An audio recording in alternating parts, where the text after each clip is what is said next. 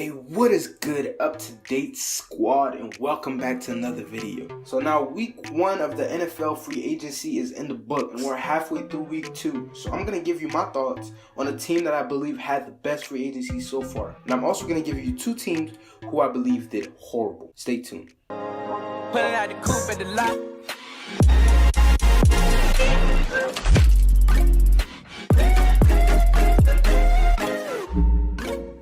So, number 1 on my list, the team that I believe was most successful in free agency has to be the Tampa Bay Buccaneers. Here's why I say this.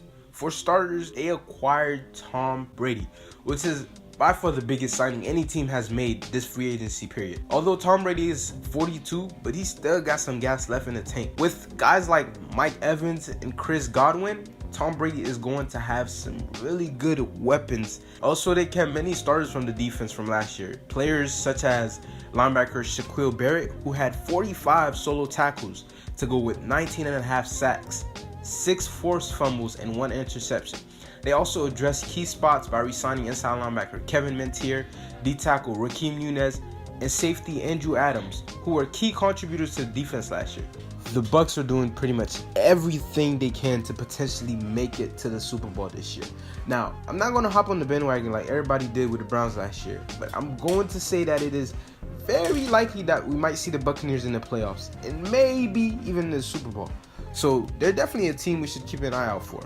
Now, for the first team that I believe were losers in this free agency is the Houston Texans. Now, I don't know what's going on down in Houston, and I don't know what Bill O'Brien is doing, but Houston, we got a problem.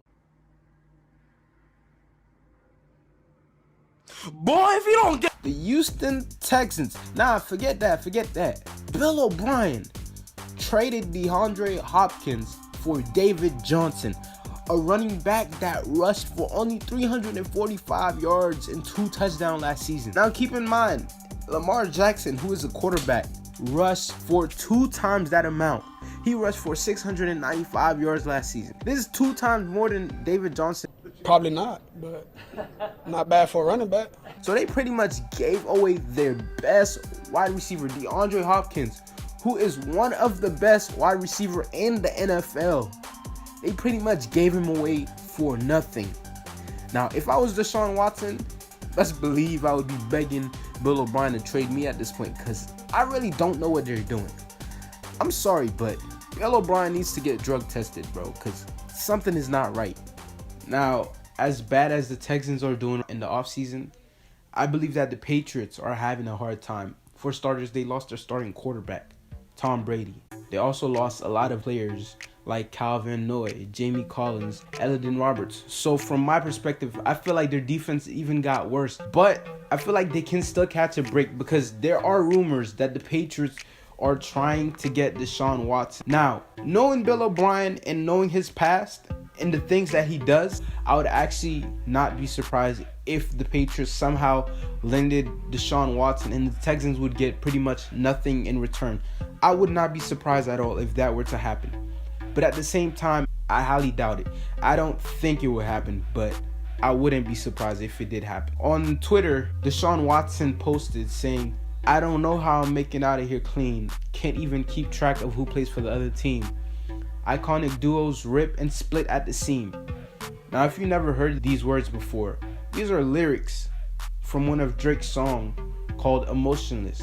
Now, it already tells me that he's feeling some type of way against the Texans. So maybe this trade could be a possibility. I don't know.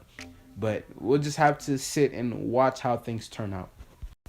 Well, that's going to be it for us today. Hope you enjoyed the video. If you did, don't forget to hit that like button. Also, don't forget to comment and subscribe. Thank you. Peace.